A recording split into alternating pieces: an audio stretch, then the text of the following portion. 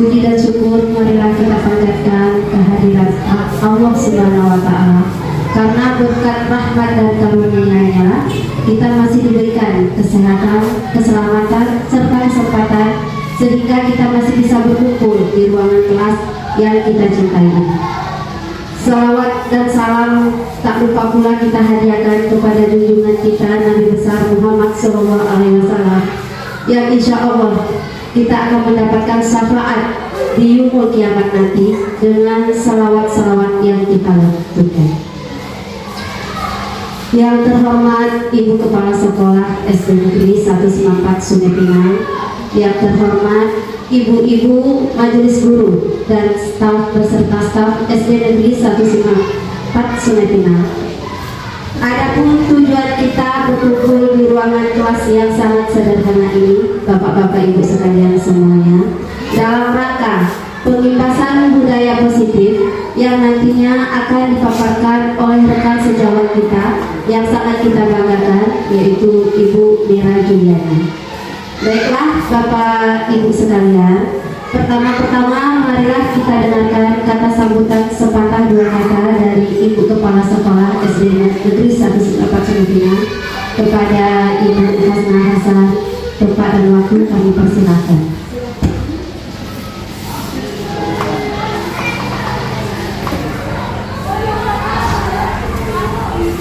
Bismillahirrahmanirrahim. Assalamualaikum warahmatullahi wabarakatuh. Yang saya hormati ibu-ibu dan bapak-bapak, tapi tidak ada bapak-bapak, ibu-ibu. Yang saya hormati rekan-rekan semua yang hadir pada saat ini di dalam ruangan yang sangat senang, sederhana tapi menyenangkan, walaupun dalam keadaan bagaimanapun kita tetap harus senang. Alhamdulillah, puji syukur kita panjatkan kehadiran Allah Subhanahu wa Ta'ala. Pada hari ini kita masih diberi kesehatan, kesempatan untuk berkumpul dan bertemu di ruangan ini dalam kegiatan pengimbasan guru penggerak. Salawat beriring salam marilah kita panjatkan kepada Nabi Muhammad SAW dengan lafaz Allahumma shalli ala sayyidina Muhammad wa ala ali sayyidina Muhammad. Semoga dengan adanya kegiatan pengimbasan guru penggerak yang ada di SD 194 ini, kita semakin maju, semakin semangat dengan adanya kegiatan guru penggerak ini. Mudah-mudahan dengan adanya Ibu Nurhayati di sini sebagai apa? Sebagai tutor, ya, tutor untuk guru penggerak, kita semakin bersemangat, semakin maju karena kita ada guru kita di sini, tempat kita bercurhat, tempat kita mengadu. Alangkah ruginya kalau kita tidak memanfaatkan ilmu yang segudang ya dengan Ibu Nur. Maka dari itu kita manfaatkan sebaik-baiknya. Saya selaku PLA kepala sekolah di sini banyak-banyak juga berterima kasih dengan guru penggerak. Dengan adanya guru penggerak kita semakin berprestasi. Dengan adanya kemarin kita sudah mengadakan expo, alhamdulillah, walaupun kecil-kecilan kita sukses. Terus dengan ada guru penggerak ilmu kita bertambah, akreditasi kita naik menjadi A, alhamdulillah. Semoga untuk kedepannya menyusul lagi guru penggerak baru, bertambah guru penggerak baru, hendaknya kita semakin maju. Mudah-mudahan besok kita adakan lagi expo untuk kegiatan di akhir semester ini.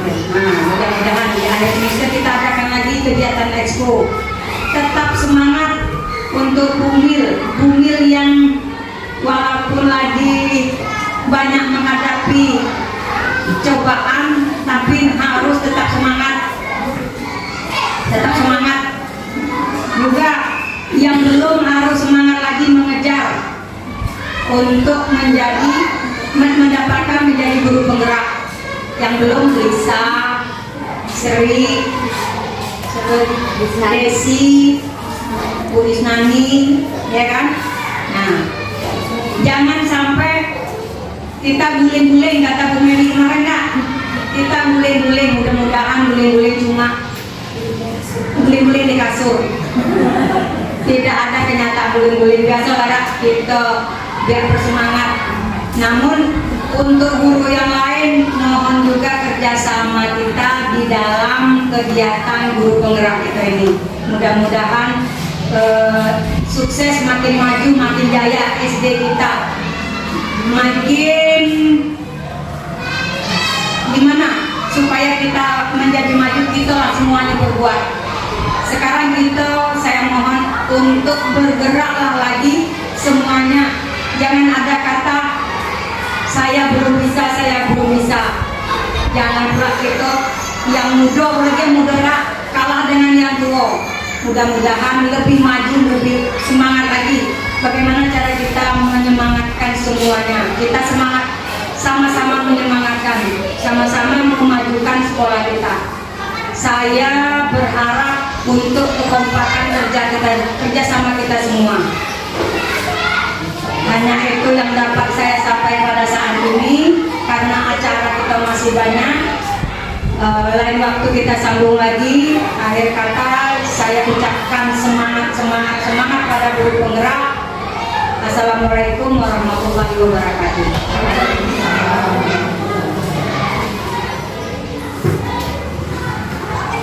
Terima kasih Ibu, semoga apa yang Ibu harapkan menjadi cerminan bagi kami, sehingga nantinya kami bisa meningkatkan prestasi kami sebagai seorang guru yang nantinya akan melahirkan generasi-generasi muda yang sesuai dengan profil pelajar Pancasila yang diharapkan oleh pemerintah. Amin, amin ya robbal alamin.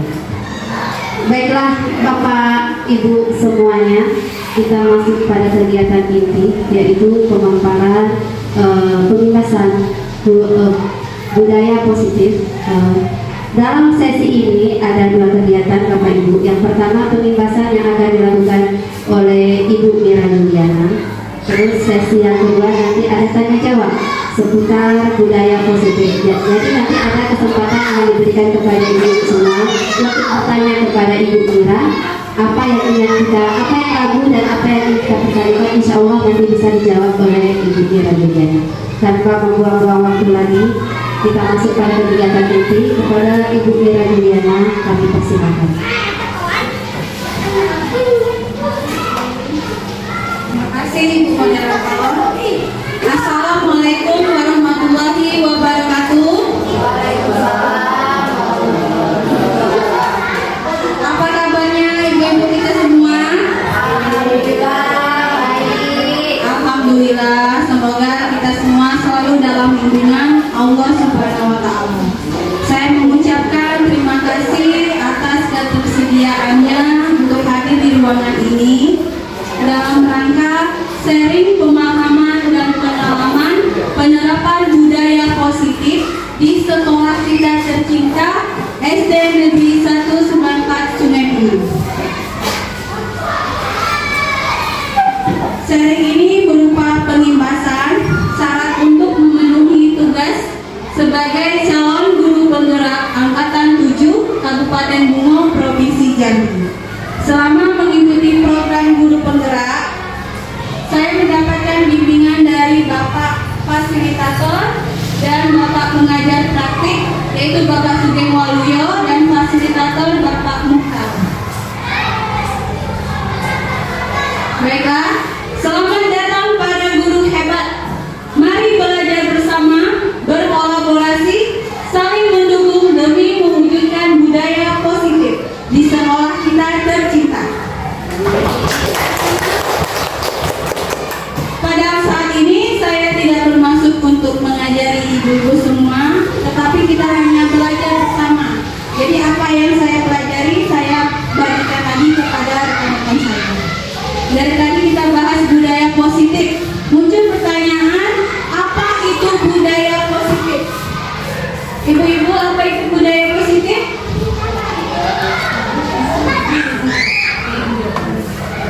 Budaya arti budaya dulu ibu.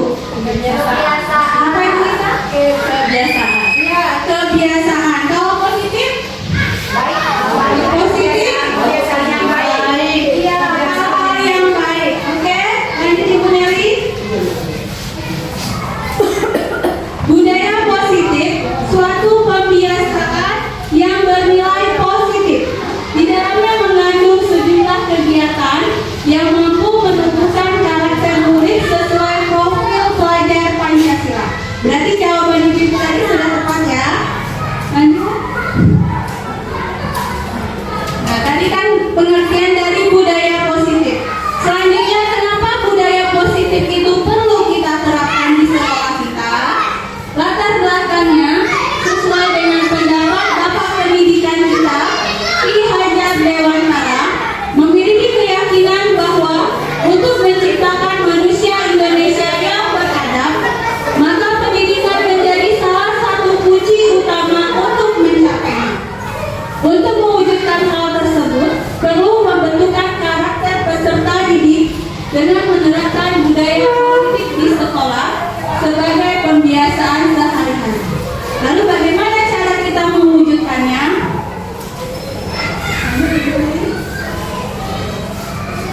Untuk mewujudkan budaya positif, ada poin-poin penting yang harus kita lakukan.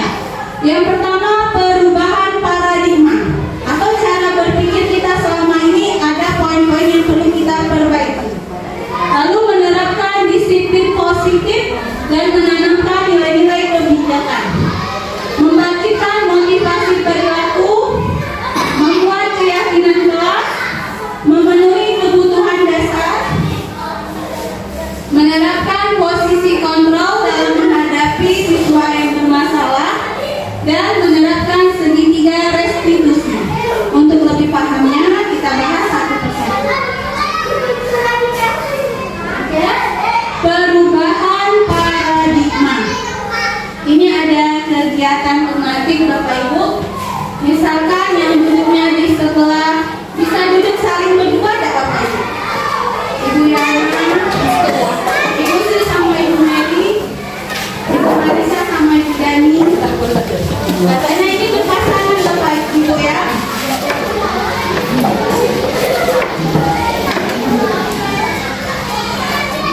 Oke, terima kasih. Ibu, ini ada tim A dan tim B. Nah, tim A yang duduknya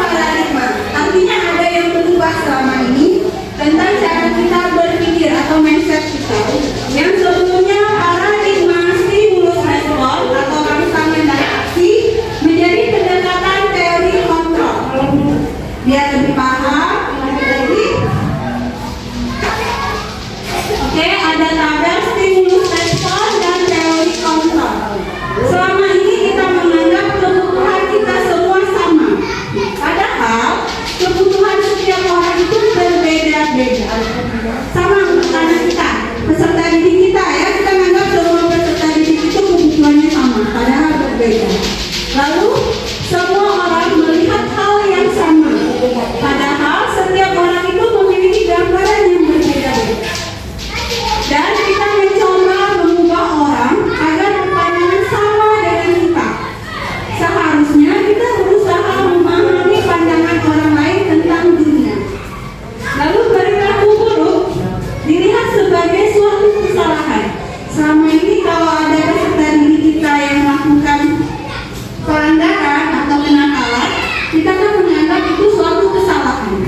Nah, di balik itu kalau teori kontrol, semua perilaku itu memiliki tujuan. Jadi anak yang bermasalah itu ada tujuannya atau ada kebutuhannya yang tidak terpenuhi. Oke, orang lain bisa mengontrol saya. Nah, padahal sebenarnya hanya Anda yang bisa mengontrol diri Anda.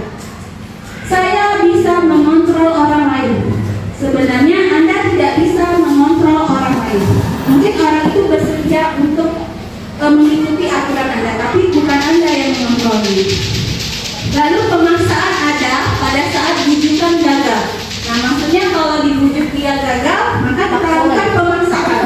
Nah, sebenarnya untuk teori kontrol perlu kolaborasi, kerjasama dan konsensus atau kesepakatan, menciptakan pilihan-pilihan baru. Lalu model berpikir menang kalah. Selama ini kan tidak ada istilahnya anak menang, anak kalah. Nah, untuk teori kontrol itu tidak ada lagi. Yang ada itu semuanya menang. Makanya saat ini untuk rapor tidak ada penulisan ranking kan Ibu? Nah, itu tidak boleh lagi. Jadi semua anak itu sama. Oke, lanjut. Sekarang muncul kata disiplin. Sudah sering dengar kata disiplin kan Ibu semua? Nah, kira-kira apa arti disiplin itu? Siapa mau coba jawab? Datang tepat waktu. Datang tepat waktu apa Bu? Datang tepat waktu. Oke, Ibu Mary? Mentaati peraturan. Mentaati peraturan. Ada yang datang tepat waktu, mentaati peraturan. Itu benar ya? Coba kita lanjut. Nah, selama ini disiplin dihubungkan dengan tata tertib, teratur, dan kepatuhan pada peraturan. Kata disiplin juga sering dihubungkan dengan hukuman. Nah, setelah saya mengikuti program guru penggerak, arti kata disiplin ini berasal dari bahasa Latin disiplina yang artinya belajar. Jadi, disiplin diartikan sebagai cara mengontrol diri, bagaimana menguasai diri untuk memilih tindakan yang mengacu pada nilai-nilai yang kita hargai agar tercapai tujuan mulia yang diinginkan. Oke? Nah, tujuan mulia itu berupa nilai kebajikan. Nilai kebajikan adalah sifat-sifat positif manusia yang merupakan tujuan mulia yang ingin dicapai setiap individu. Karena sekarang sudah kurikulum merdeka, nah ini nilai profil, salah satu nilai kebajikan yang diharapkan dimiliki oleh peserta didik kita adalah profil pelajar Pancasila. Sudah sering dengarkan Ibu semua? Ya, sudah diterapkan. Nilai profil pelajar Pancasila ini ada 6 elemennya Ibu semua. Yang pertama, beriman, bertakwa kepada Tuhan Yang Maha Esa, dan berakhlak mulia. Artinya kita mengharapkan peserta didik kita itu menjadi peserta didik yang beriman dan memiliki akhlak yang mulia, seperti mengucapkan salam, membaca Yasin pada kegiatan hari Jumat. Itu merupakan penerapan budaya pada nilai beriman dan berakhlak mulia. Nilai kedua, berkebinekaan global. Di sini kita mengharapkan peserta didik itu saling menghargai perbedaan yang ada, maupun suku, bangsa, suku, agama, warna kulit, kemampuan akademis kan berbeda-beda. Kita harus menghargainya. Lalu bergotong royong. Kita berharap peserta didik kita mau bekerja sama. Lalu nilai mandiri, kita harapkan peserta didik tidak selalu bergantung pada orang lain, tapi mau berusaha dengan kemampuannya sendiri. Nilai kreatif, menghasilkan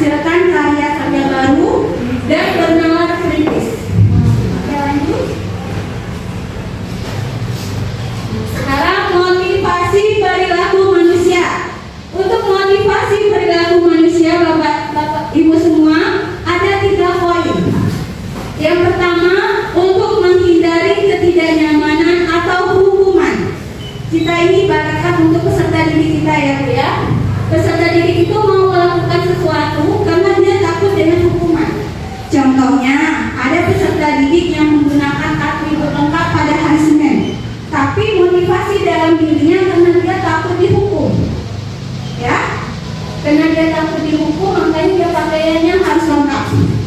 Lalu yang kedua, untuk mendapatkan imbalan atau penghargaan dari orang lain.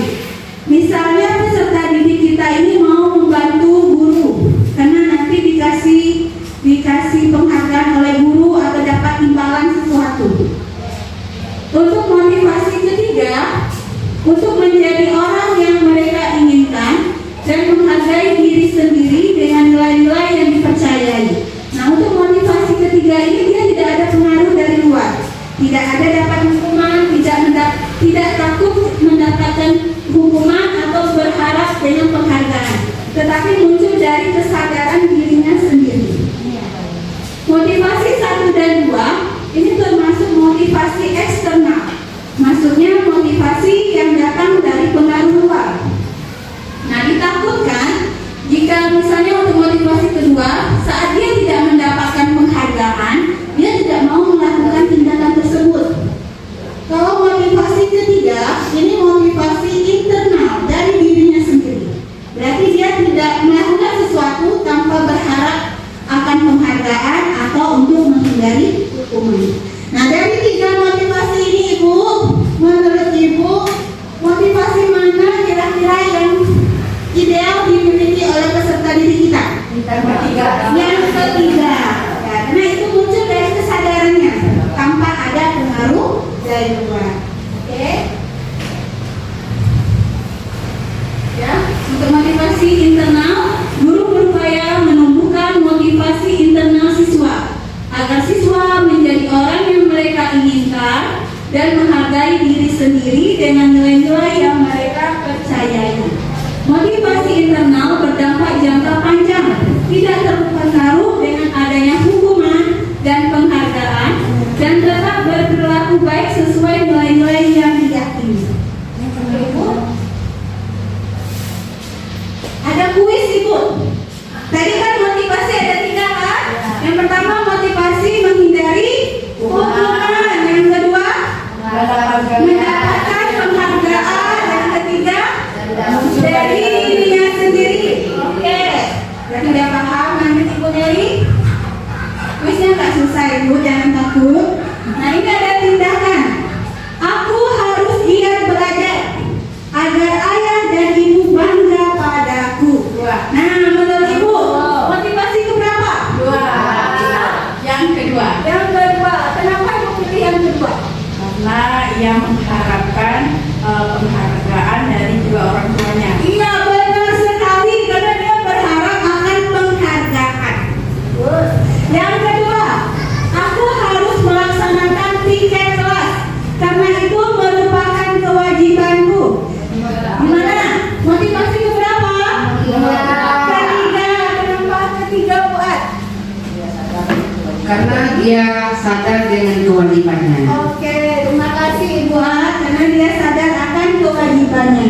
Yang ketiga, aku harus memakai topi ketika upacara bendera agar aku tidak dihukum oleh guru. Motivasi keberapa, Ibu? Nomor 1. Ibu? Nomor 1. Nomor 1. Kenapa? Karena dia takut dihukum. Iya, benar sekali Bu Yohana, karena dia karena dia takut akan hukuman. Yang keempat, aku akan mengikuti lomba tersebut agar aku menjadi juara dan mendapatkan piala. Ibu Sri? Kedua. Ya, kenapa? Karena ingin mendapatkan piala. Iya, karena ingin mendapatkan penghargaan berupa piala.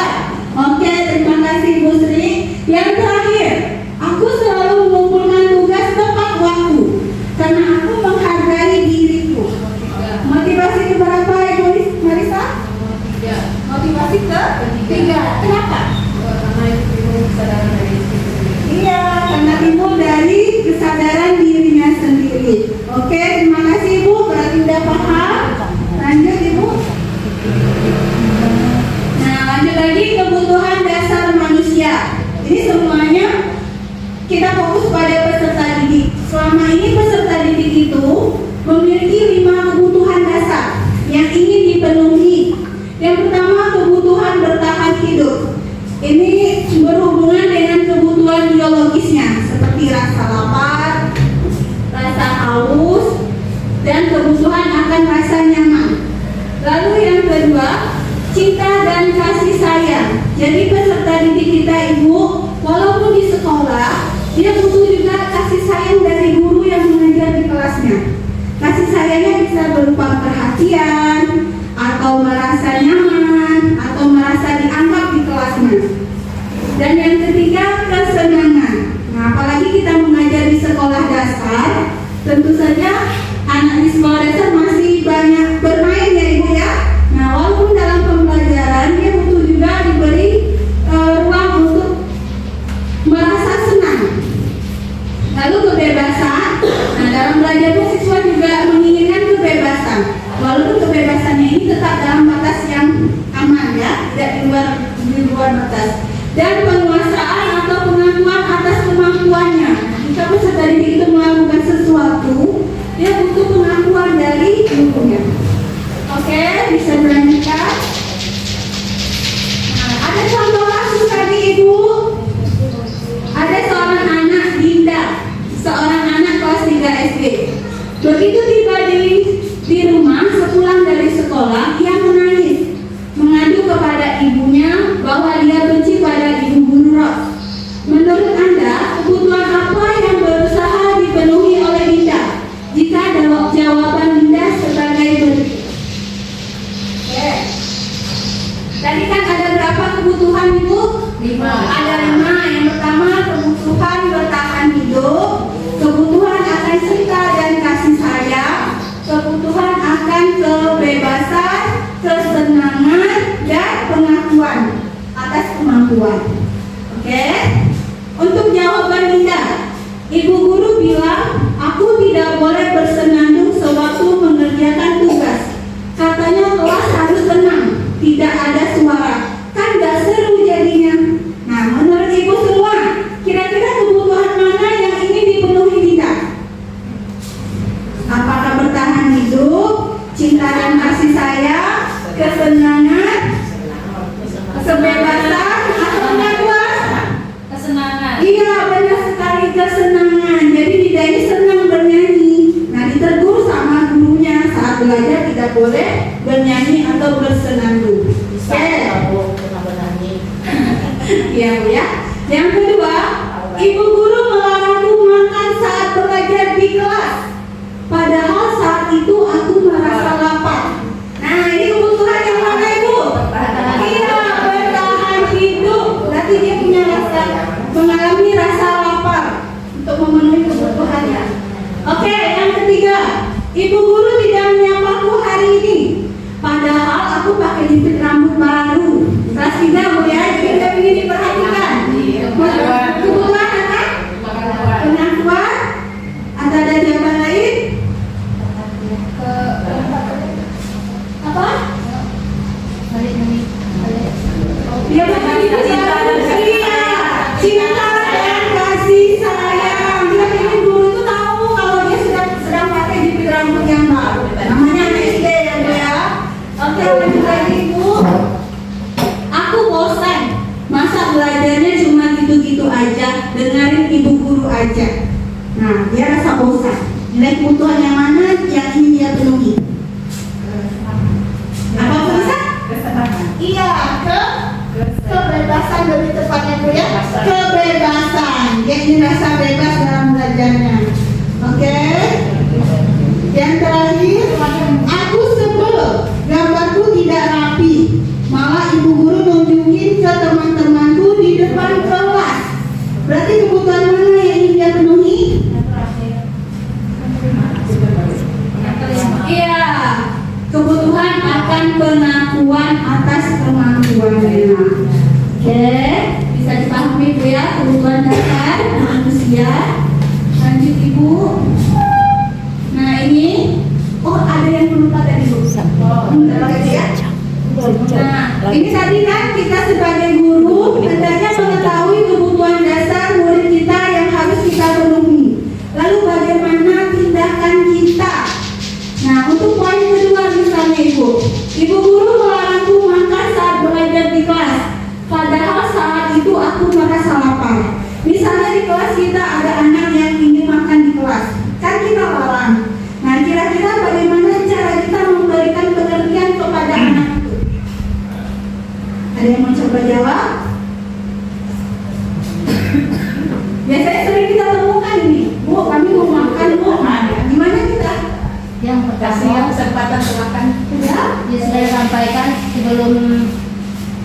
Tadi sampaikan saya bahwa sebelum sekolah itu sekolah sarapan dulu. Iya. Ada dari sekolah. Kemudian kalaupun memang dia belum sempat atau mungkin berhalangan, mungkin dipersilakan keluar lebih bagus. Oke, terima kasih atas jawaban Bu Emi. Ya, bisa kita kasih pengertian ya Bu ya. Nah, lain kali makan dulu di rumah, sarapan dulu di rumah, atau kita kasih pengertian nanti saya bentar lagi istirahat baru boleh makan. Oke, terima kasih jawabannya Ibu. Bisa lanjut lagi Bu. Nah, semua orang senantiasa berusaha untuk memenuhi kebutuhannya dengan berbagai cara. Bila mereka tidak mendapatkan kebutuhannya dengan cara yang positif, mereka bisa melanggar peraturan atau melakukan hal yang tidak sesuai dengan nilai-nilai kebajikan. Contohnya kasus yang tadi tidak kita kasih pengertian, bisa saja anak itu diam-diam permisi. Bu, permisi Bu, mau ke WC, padahal dia makan di kantin. Nah, karena dia berusaha untuk memenuhi kebutuhannya tapi tidak kita kasih pengertian. Atau dia diam-diam makan saat di kelas, saat di lengah dia makan. Berarti kan itu bentuk dia melanggar peraturan. Oke, lanjut. Masih semangat Ibu semua? Semangat. Biar lebih semangat, ada es bikin dari saya. Saya mohon ibu-ibu bisa berdiri. Masih bisa berdiri. Biar kita fresh ya Bu ya. Kalau duduk terus kan capek kan, nanti bosan. Nah, es bikinnya ini masih konsentrasi kita Ibu. Misalnya saya menyebutkan kata apa, gerakannya seperti apa. Oke? Siap? Fokus Ibu.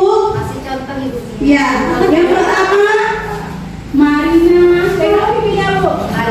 Marina menari di atas menara, di atas menara. Marina menari. Oke, paham? Kawan menari? Ya, tangannya kembang. Kalau menara? Kalau di atas? Oke. Nah, temannya Marina ada lagi Bu, Marijo. Marijo berarti gini Bu. Ya, Marijo menari di atas menara, di atas menara. Marina menari.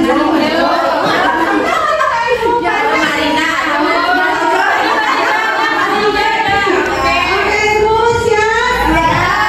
Tapi saya nggak gerak, saya ikut aja.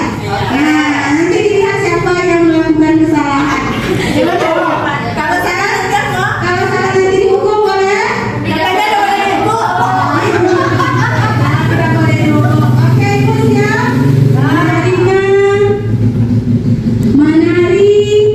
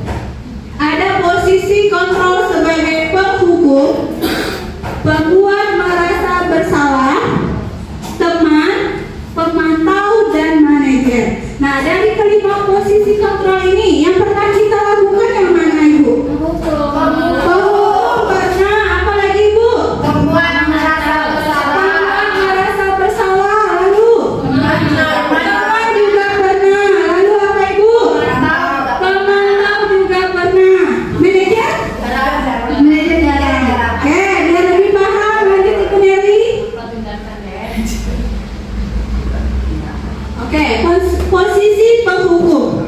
Di sini seorang penghukum biasanya menggunakan hukuman fisik maupun verbal, ya, maupun ucapan. Nah, guru-guru yang menerapkan posisi penghukum biasanya berkata, patuhi aturan saya, atau awas, kamu selalu saja salah, selalu, pasti selalu yang terakhir selesai. Ini biasanya kata-kata yang diucapkan oleh penghukum. Oke, kita pernah ya Bu ya, saya pun juga Ibu. Dulu tidak lagi, alhamdulillah. Yang kedua, pembuat merasa bersalah. Nah, pada posisi ini biasanya guru akan bersuara lebih lembut. Pembuat rasa bersalah akan menggunakan keheningan sehingga siswa itu merasa tidak nyaman, bersalah, atau rendah diri. Kata-kata yang keluar dengan lembut, contohnya, ibu sangat kecewa sekali dengan kamu. Berapa kali Bapak harus memberitahu kamu ya? Atau gimana coba kalau orang tua kamu tahu kamu berbuat begini? Karena ibu berada pada posisi pembuat merasa bersalah. Misalnya kita ngomong, nah kamu udah kasihan sama orang tua kamu di rumah, nak. Sering nggak Bu ya? Nah, di posisi ini murid akan memiliki penilaian diri yang buruk tentang diri mereka. Murid merasa tidak berharga dan telah mengecewakan orang-orang yang disayanginya. Oke. Posisi teman. Nah, guru pada posisi ini tidak akan menyakiti murid, namun akan tetap berupaya mengontrol murid melalui persuasi. Posisi teman pada guru bisa negatif atau positif Ibu. Kalau positifnya akan ada hubungan yang baik antara guru dan murid. Contoh perkataannya, ayo bantulah demi Bapak ya. Ayo ingat tidak bantuan Bapak selama ini. Atau ya sudah, kali ini tidak apa-apa, nanti Ibu bantu bereskan. Ini ya posisi guru sebagai teman.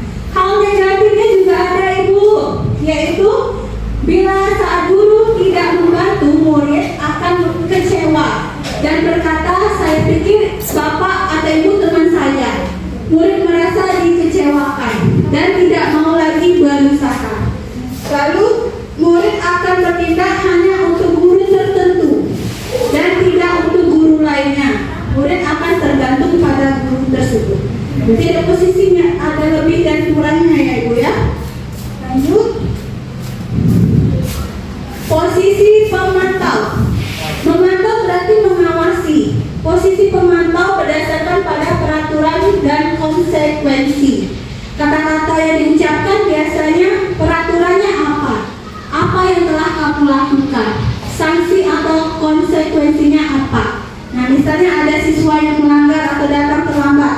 Guru itu kan bertanya, kalau terlambat apa konsekuensinya? Misalnya lari di lapangan atau apa. Jadi guru itu mengingatkan konsekuensinya ya. Seorang pemantau sangat mengandalkan perhitungan, catatan, data yang dapat digunakan sebagai bukti atas perilaku seseorang dan menunjukkan tanggung jawab guru dalam mengontrol murid. Oke, Bu Neli, lanjut. Nah, ini posisi manajer Bu, posisi yang terakhir, yaitu posisi di mana guru berbuat sesuatu bersama dengan murid, mempersilahkan murid mempertanggungjawabkan perilakunya, mendukung murid agar dapat menemukan solusi atas permasalahannya sendiri. Nah, kata-kata yang diucapkan seorang guru biasanya apa yang kita yakini, kembali ke keyakinan kelas yang telah dia buat. Lalu apakah kamu meyakininya? Jika kamu meyakininya, apakah kamu bersedia memperbaikinya? Apa rencana kamu untuk memperbaiki hal ini? Tugas seorang manajer membimbing murid untuk mengatur dirinya. Seorang manajer bukannya memisahkan murid dari kelompok, tetapi mengembalikan murid tersebut ke kelompoknya dengan lebih baik dan kuat. Oke? Ada kasus lagi Ibu. Seorang siswa bernama Naren terlambat datang ke sekolah. Tentukan posisi kontrol guru pada video berikut. Oke, Bu Neli. Nanti kita tonton video dan tentukan posisinya yang mana Ibu ya. Kenapa terlambat lagi, nak? Ya Tuhan, Naren. Kamu senang ya bikin ibu susah ya? Kalau kamu terlambat lagi, nanti ibu yang diterima kepala sekolah, nak. Disangka ibu tidak bisa membina kamu. Gimana ini? Maaf Bu, Gusti Naren. Kamu suka ya kalau ibu ditegur bapak kepala sekolah? Terus, sekarang ibu harus tulis apa ini di buku absen? Ini kamu sudah sering terlambat loh. Ibu harus apa coba? maaf Bu, maaf sekali. Ya sudah, lain kali jangan bikin ibu susah lagi ya nak ya. Ibu tidak akan kuat lagi kalau kamu begini terus. Bisa jantungan kalau ibu ditegur bapak kepala sekolah. Sana cepat, kelas. Maaf ya Bu, maaf sekali. Oke Bu, nah posisi kontrol guru tersebut menurut Ibu semua pada posisi yang mana? Membuat rasa bersalah. Iya, membuat rasa bersalah karena gurunya berbicara dengan sangat lembut, tidak kasihan sama Ibu katanya. Dampak bagi siswanya apa kira-kira Ibu?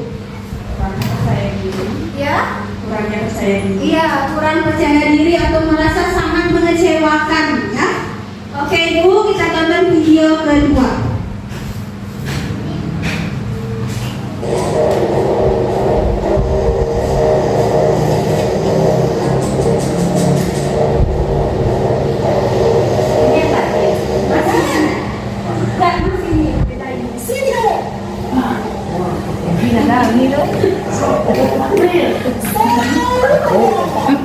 Sini kamu. Kamu deh, pasti terlambat. Maaf Bu, saya Apa coba? Alasan kamu apa lagi? Kapan sih kamu tidak terlambat? Jadi ngomong ya Bu. Kalau sekali kamu jadi anak, saya dasar pemalas. Gak kapok-kapok sih kamu. Sudah berapa kali terlambat? Sana, kamu punya lapangan basket. 2 kali. kenapa saya harus turun lapangan basket Bu?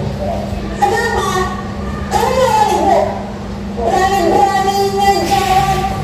Sudah terlambat, masih berani jawab nggak? Sekarang, kamu lapangan basket untuk 5 kali sekalian. Udah kapok. Cepat. Pergi sana ke lapangan basket.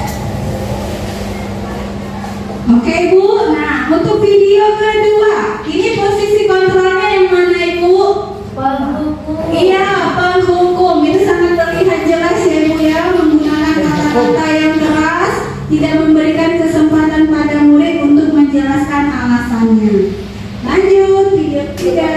lagi lembuti. Naik spanding gue.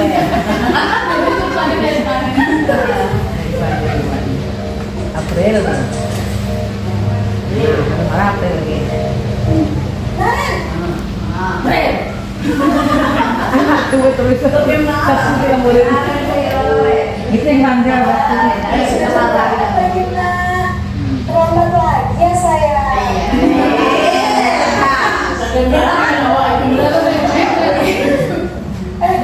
Kamu yang menyalahkan ibu kamu.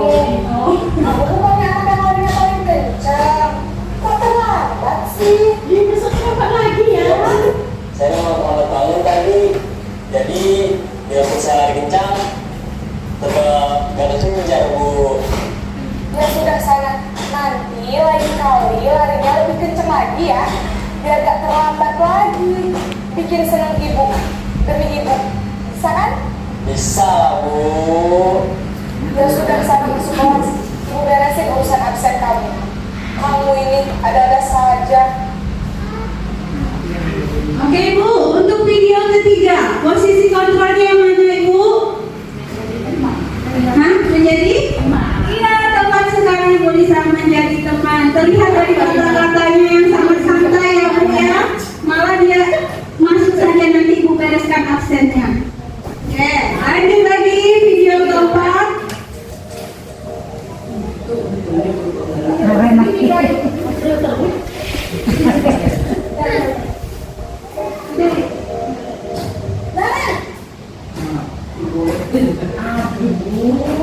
Capek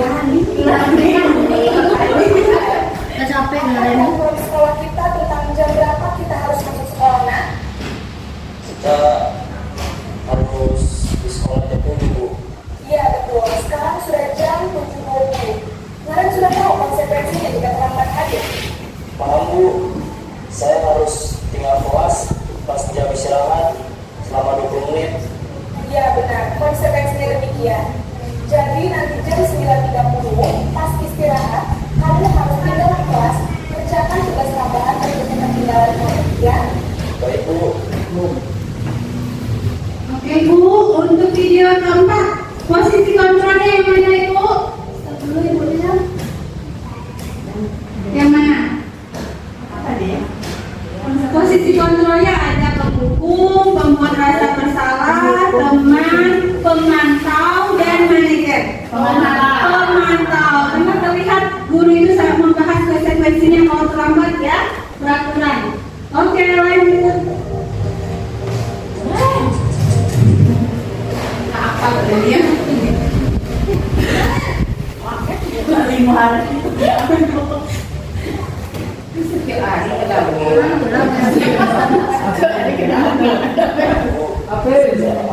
Apa dia? Sekarang maksudnya jam 7, sekarang sudah jam 7.20. Jadi sekarang bagaimana ini, Naren? Maaf, Bu. Saya lupa sama anak saya semalam. Baiklah, menurut kamu, keyakinan sekolah yang mana yang perlu kamu tingkatkan? Ada yang sendiri dan orang lain mungkin ya, Bu. Jadi, apakah kalian meyakini prinsip saling menghormati tersebut? Ya, Bu. Saya meyakininya. Apakah kalian bersedia memperbaiki masalah keterlambatan ini? Bersedia, Bu. Bagaimana kamu akan memperbaiki masalah keterlambatan ini? Saya akan coba untuk tidak lupa menyetel alarm saya, Bu. Baik, kalau kalian lupa menyetel alarm di rumah, ada orang yang kira-kira bisa bantu mengingatkan tidak? Ada, Bu. Kata saya, Kak Emma. Ada lagi selain KM? Selain Kak Emma, ada ibu saya. Baik, jadi yang mengingatkan Naren adalah Kak Emma dan ibu kalian. Kira-kira akan mulai setel alarm kapan, Naren? Setelah pulang sekolah, akan segera saya lakukan. Baik, jadi Naren akan setel alarm untuk bangun besok pagi dan akan diingatkan oleh kakak dan ibunda Naren ya. Ada lagi yang mungkin perlu dilakukan, Naren? Agar tidak terlambat bangun lagi. Tidak ada, Bu. Baik, Naren. Terima kasih untuk kerjasama kamu. Sekarang kamu perlu kembali ke kelas untuk belajar. Baik, Bu. Terima kasih. Oke Bu, untuk video kelima, posisi kontrol guru tersebut apa? Tadi Bu Dani udah jawab tadi tuh? Sebagai?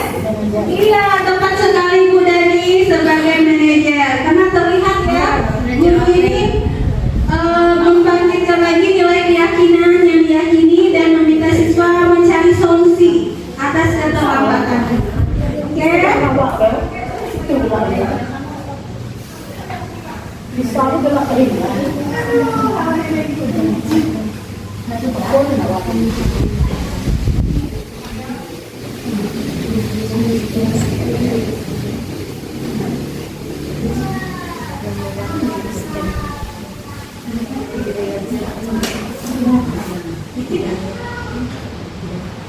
Ya, dari 5 posisi ini Bu, menurut Ibu semua, posisi kontrol yang paling ideal itu yang mana?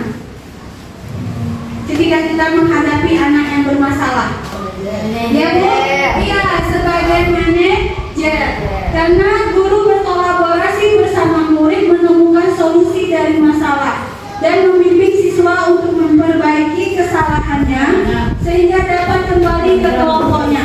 Jadi guru itu yang memberikan kesempatan siswa untuk mencari solusi atas masalahnya. Lalu posisi manajer mengacu pada restitusi yang dapat menjadikan murid sebagai manajer atas dirinya sendiri sehingga tercipta identitas positif. Oke, lanjut. Ini keyakinan sekolah atau kelas Ibu. Keyakinan sekolah atau kelas yaitu nilai-nilai kebajikan universal yang disepakati secara tersirat dan tersurat lepas dari latar belakang suku, negara, bahasa maupun agama. Di sini guru berperan mewujudkan keyakinan sekolah atau kelas dengan adanya kesepakatan antara guru dan murid. Oke, untuk pembentukan keyakinan sekolah atau kelas, yang pertama pernyataannya lebih abstrak daripada peraturan. Dibuat dalam bentuk positif, berupa pernyataan-pernyataan universal sesuai dengan kondisi kelas atau sekolah agar dapat diterapkan. Tidak terlalu banyak ya Ibu ya keyakinan kelasnya sehingga mudah diingat dan dipahami. Lalu melibatkan siswa dalam membuat keyakinan kelas dan bersedia meninjau kembali keyakinan kelas dari waktu ke waktu. Ini contoh membuat keyakinan kelas di kelas kami. Yang pertama, guru bersama siswa membuat keyakinan kelas. Di sini guru menyiapkan kertas stick note. Lalu guru membagikan kertas stick note itu kepada siswa dan meminta siswa menuliskan keyakinan kelas yang mereka ingin disepakati bersama. Setelah ditulis, siswa menempelkan keyakinan kelas ke papan tulis. Lalu guru bersama siswa merangkum nilai keyakinan yang sama. Siswa dan guru sepakat meyakini nilai keyakinan kelas tersebut. Oke, contoh keyakinan kelas biasanya nilai-nilai kebajikan itu ya, seperti saling menghargai, bertanggung jawab, tolong menolong, berpikir dan bertindak positif serta disiplin. Oke, segitiga restitusi ini yang terakhir Bu. Segitiga restitusi adalah proses menciptakan kondisi bagi murid untuk memperbaiki kesalahannya sehingga karakter mereka lebih kuat ketika kembali ke kelompoknya. Di sini guru berperan sebagai manajer menggunakan segitiga restitusi dalam menyelesaikan masalah. Tujuannya adalah menghasilkan murid yang mandiri dan bertanggung jawab.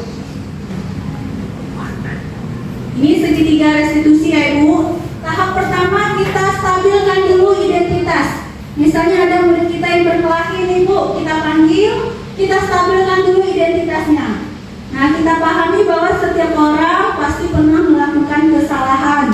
Kamu bukan satu-satunya yang pernah melakukan ini. Tujuan kita menstabilkan identitas ini agar anak itu mau membuka diri.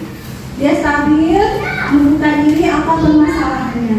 Lalu yang kedua, validasi tindakan yang salah. Nah, kata-kata yang diucapkan guru biasanya kamu tentu punya alasan mengapa melakukan itu. Adakah cara yang lebih efektif untuk mendapatkan apa yang kamu butuhkan? Untuk yang ketiga, kita menanyakan keyakinan yang kita buat sebelumnya itu. Keyakinan kelas apa yang telah kita sepakati? Kamu ingin menjadi orang yang seperti apa? Oke?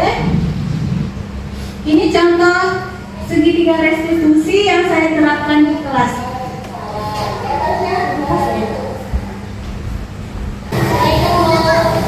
Jangan lupa nonton videonya ya Bu ya.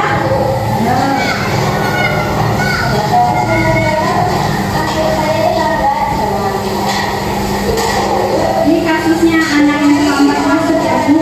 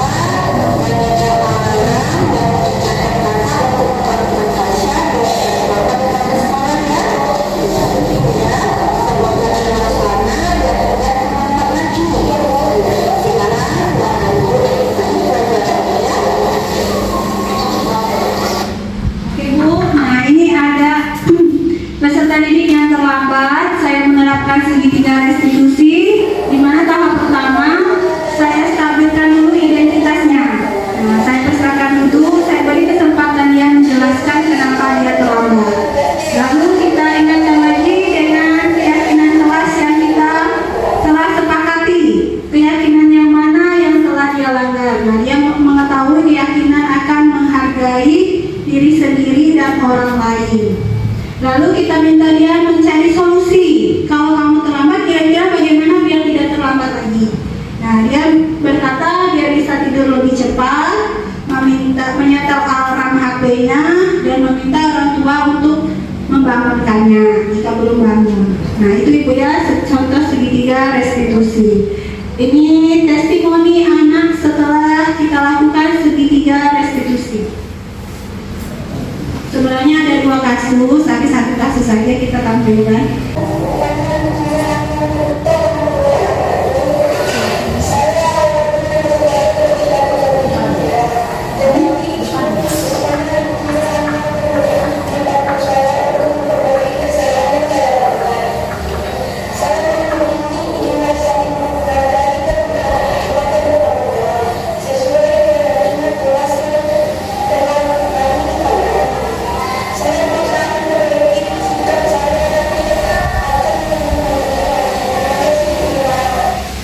Yaitu testimoni dari salah satu anak Ibu. Kasusnya dia berkelahi dengan temannya, lalu melempar sepatu temannya ke dalam parit. Nah, kita cari tahu keyakinan mana yang telah dia langgar. Dia bisa menjawab tuh menghargai orang lain dan mengontrol dirinya sendiri. Jadi testimoninya pertama pas dipanggil dia merasa takut akan dimarahi, tapi rupanya tidak. Kita bimbing dia untuk mencari solusi atas kesalahan yang telah dia lakukan. Oke Ibu, sudah sampai di penghujung dari presentasi saya, pembahasan saya. Saya ucapkan terima kasih. Semoga yang saya sampaikan ini bermanfaat untuk kita semua. Semoga kita bisa menerapkan budaya positif di sekolah kita tercinta. Oke, saya kembalikan kepada moderator. Iya, terima kasih kepada Ibu Mira Juliana.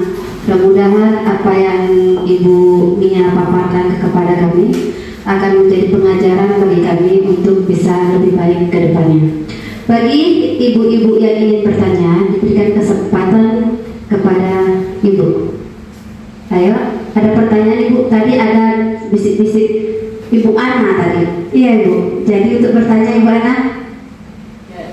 Iya, silakan Ibu. Saya ini menanyakan tentang ranking. Jadi di kurikulum Merdeka ini tidak ada ranking lagi gitu. Tolong jelaskan. Oh ya, Ibu Mia. Kayaknya Ibu Yuliana belum begitu memahami tentang pembagian ranking yang diberikan di setiap kelas. Silakan dijelaskan lagi Ibu Mia. Oke, terima kasih Bu Ana. Nah, untuk kurikulum terbaru ini memang ditiadakan menulis ranking di rapor. Nah, itu tujuannya apa? Agar anak itu yang ada istilahnya Bu, mendapatkan penghargaan dengan di hukum itu sama dampaknya. Jika seorang anak itu mendapat ranking, itu berarti dia merasa dirinya yang terbaik. Dan jika anak itu tidak mendapat ranking, dia merasa dirinya itu sangat rendah. Kenapa dia tidak berhasil?